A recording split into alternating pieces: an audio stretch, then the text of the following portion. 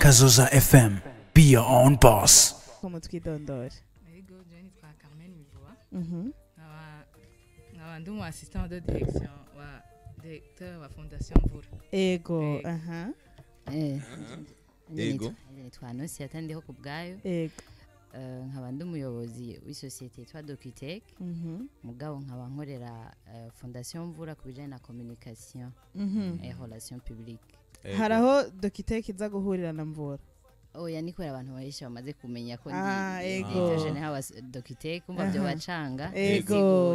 Ego. Ndumva yuko rero mwese muri babiri hariho ikintu kibahuza Fondation Mvura. Ego. Reka rero tugaruke kuri Fondation Mvura, nabonye neza yuko mwaje mufise byinshi mutekeye, nibaza yuko hariho na byinshi biteguwe, Ego. nibaza yuko tutaza kuvuga ego Mvura turayivuga kuko imbere yo kuvuga icyateguwe ubanza kuvuga uwagiteguye.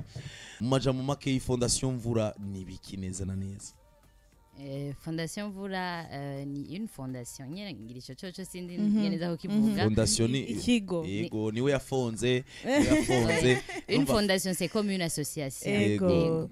Hama imvura nayo ni imvura nyene la pluie. Ego. Rero ni une fondation ikora mu bijanye na TIC. Donc wihaye objectif principal promouvoir les TIC au Burundi pour atteindre le développement durable. Tugerageje kubivuga mu Kirundi, kugerageza guteza imbere ubuhinga bwa ivy'ubuhinga bwa none mu kugira dushobore guteza imbere igihugu.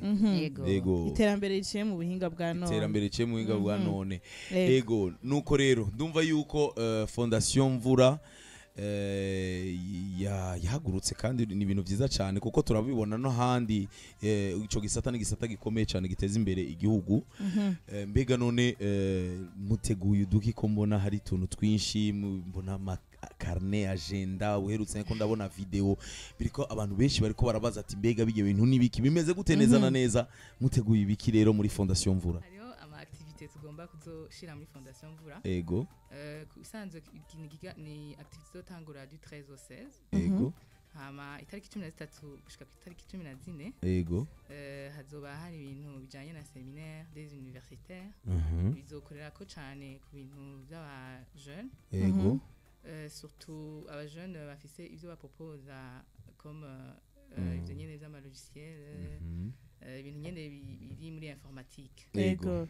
Hama du 15 au 16 du 15 au 16 hazoba ni ama activité tuzoshiraho ajanye nka novuga gute nka kumwe muhora mubona ziga salon industriel. Ego. Hazoba ibintu vy'ama échange expérience, twaratumiye ama société, twaratumiye ama banque, twaratumiye abantu bari muri professionnel du métier. Ego. Bose donc hariho henshi twatumiye, nibaza ko abantu benshi ngira babizi kubera twaratanze ubutumire. Ego.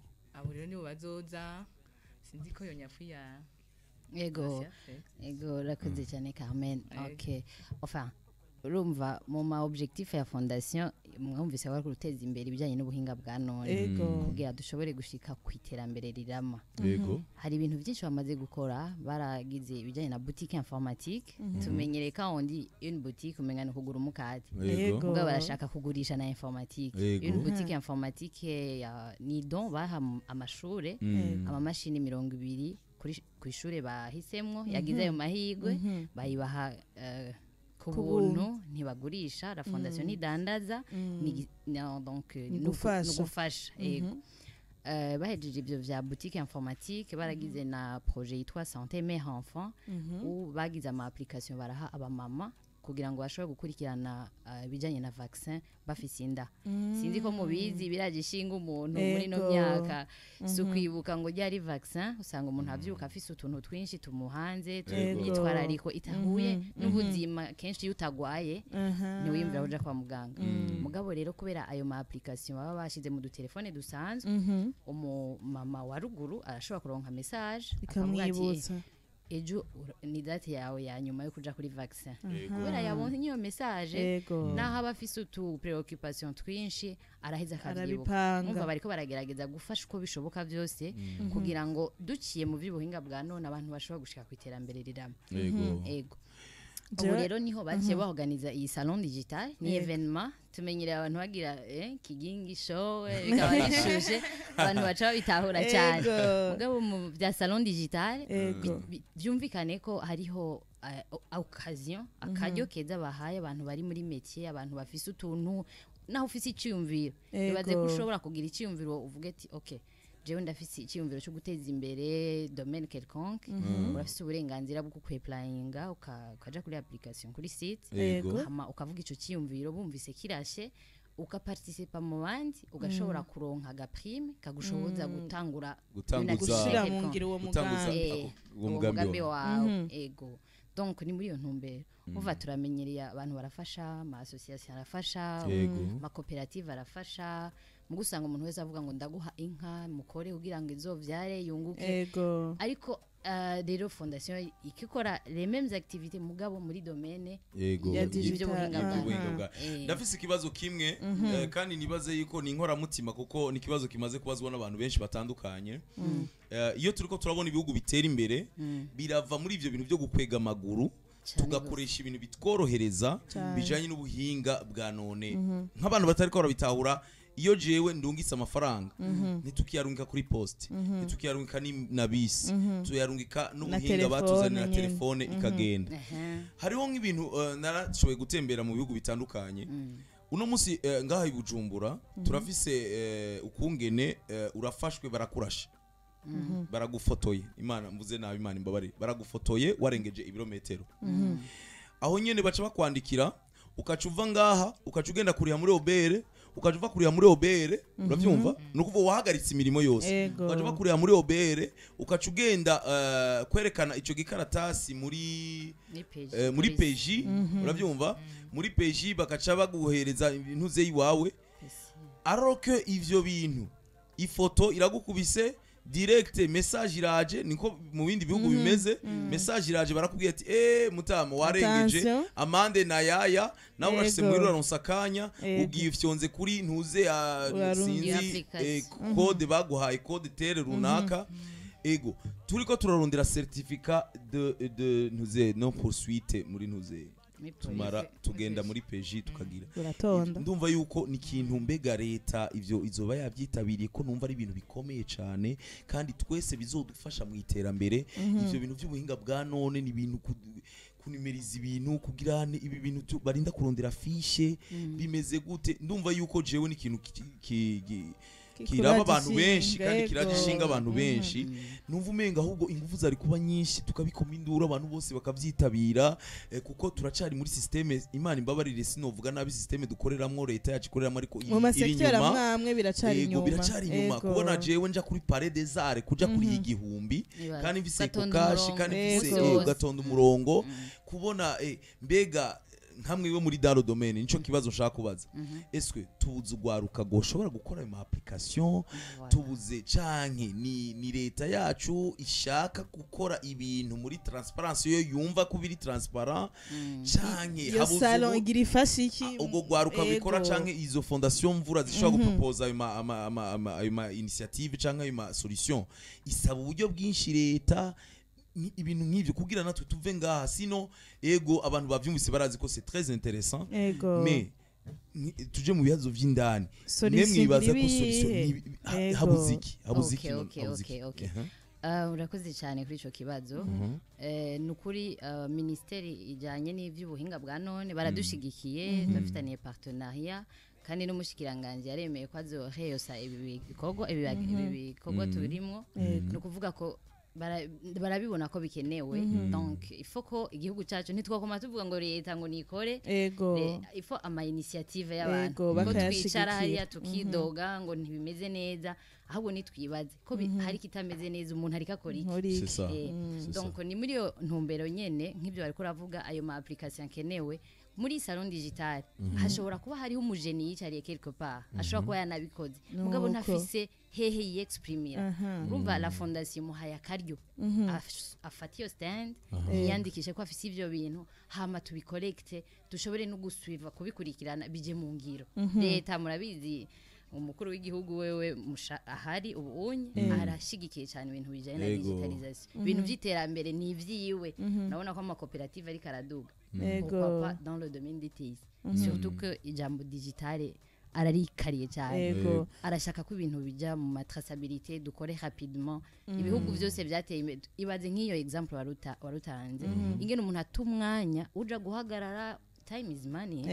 kera nabyo twatahura mugabo ndabona abantu bose bako bari yungunganya kandi bikababaza n'abantu cyane gose ego rero urumva umu jeune mu startup yicaye tije sindaronka akazi naho niza amashuri mu Buhindi na hehe afise ubwo bwenge afise ubwo bumenyi ashobora gukora izo application agaca yicarira muri arindire ko azoba embauché quelque part ariko ashobora kuba umubosi wiwe nyene avec la fondation Mvura rero araronse akanya keza ko kwiexprima ko kuronka umwanya wo kubivuga hama babashobore kubafasha n'ibya donc suivi genre bizogenda gute concrètement ego cyane hamanda bamenyeshe yuko muri rya 13-14 hazobaho ibintu vya concours digital nivyo nagira mbazi ingene umujana azoronka ayo mahirwe yo kwerekana concours digital hama bazofatamwo les 6 premiers mu byo bazoba baje gupresenta abo nyine nabo baba prime nuvuga bakaraba abantu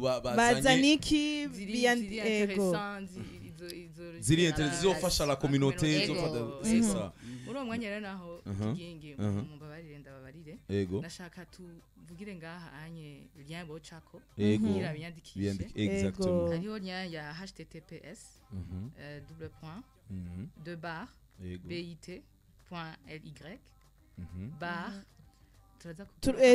turaza kuyipublia kuma platform yacu kugira mushobore kuyibona aho muca mwinjira directement sinzi ko none kwinjira kuri site web ya Fondation Mvura kuri site web bacashika bayibonako ego uraza kuyidufasha kuyibaha ego iyo niya rero niyo kubahamagarira gupostula ego hariho bamaze gupostula barabonye mbega ha postulande afise icyumviro ca gute concrètement ego nivyo ababwira yuko bo consulta yo site niho byose birimo ego des critères byose okay nitwo divugira ngaha ko ntandizo bufata ku baje kuri site ya Fondation Mvura byose biriko turakeneye cyane cyane n'ama startup ego participer ego kwera ari aba jeune bashinga bafise ibigo byabo by'ama startup babe active ego batandatu ba mbere bakazoca bashigikirwa hari ico none yagomba kongera ko okay enfin ni juste kuri concours digital kubera ko urumva tuviza aba jeune wese afite ikiyumviro n'aba professionnel ntitwabibagiye abafise ama société yabo y'ubuhinga bwa none barashobora gufata ama stand abafise les produits digitaux les banques aba ba Econet Leo nk'ivyo mwariko muravuga bafata kanya babisigure ama company ama société ya leta afise ama produits akoreshwa n'abanyagihugu ari mu vya digital dufate nk'ibi vya Uber facturation électronique nitegeko faut ko bafata umwanya babisensibiliser muri ako kanya bara Fondation Mvura irikigira ibishoboka byose kugira ngo muciye mu bihinga bwa none dushobore gushikira iterambere riramo numva nibaza yuko akanyuma kigingi ko postura gushika le 12 reka urazi ikintu kimwe ntiza gato nibaza yuko twosubiramwo neza hari abantu bafashe ubunyene iradio bamenye bavuge neza dusubiremo neza cyane cyane ibi biri ngaha ego ugira ati guhera ku magenekereza ya gushika ku magenekereza ya a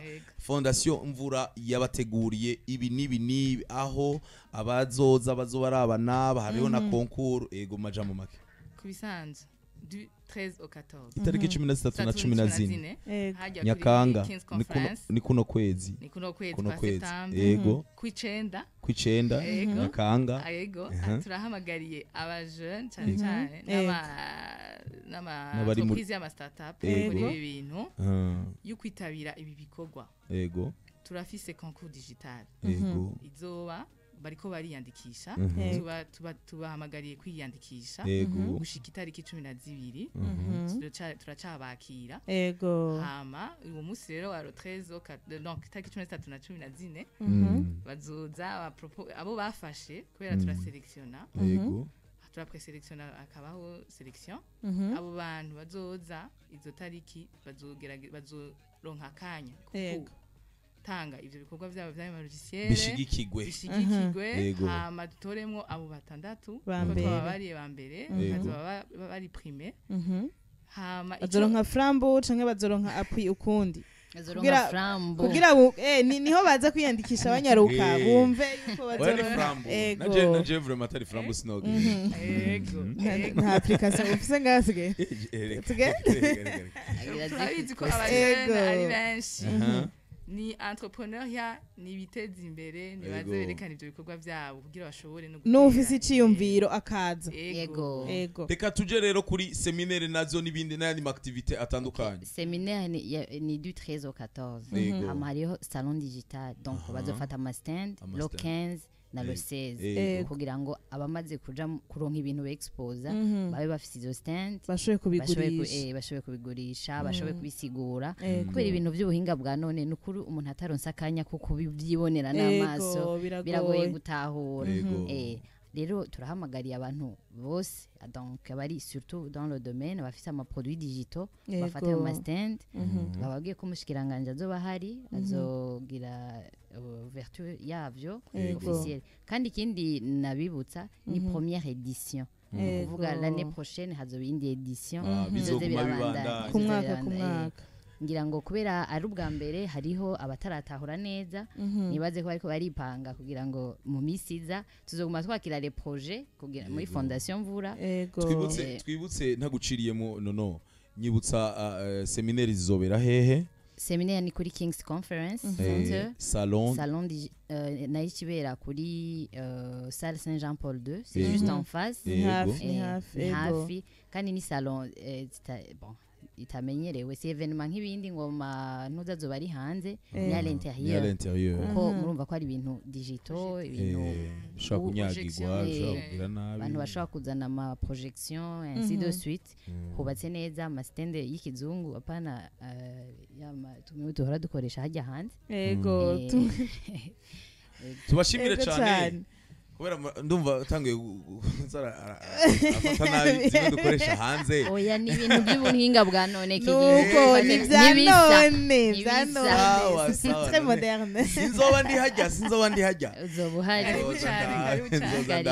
ndagushimire madame ndabashimire nizere yuko mwavyumvise cyane ugwaruka ruko rurahurumbira ikiryoshe kinaryoshe nuko ibi bintu byo buhinga bwa none ari ibintu bihurumbirwa cyane n'ugwaruka nibo banazi kubikoresha cyane nibo bazi kubikoresha kubifuza kugira ico babajije nibaza yuko bo kwakura kuri nimero izihe 61 majana 548 majana 269 mu gifaransa kuko nasanze n'abatakizi ubu nimero baca bakimenya OK 61 548 269 ego canke ku mafixe yo ku kazi canke 79 amajana 931 ubusa na 16 mu gifaransa 79 931 016 OK nimero mwazumvise Fondation Mvura dukomere duteze imbere igihugu tubishije mu buhinga bwa none abarundi muriho yego Fondation Mvura oye murakoze cyane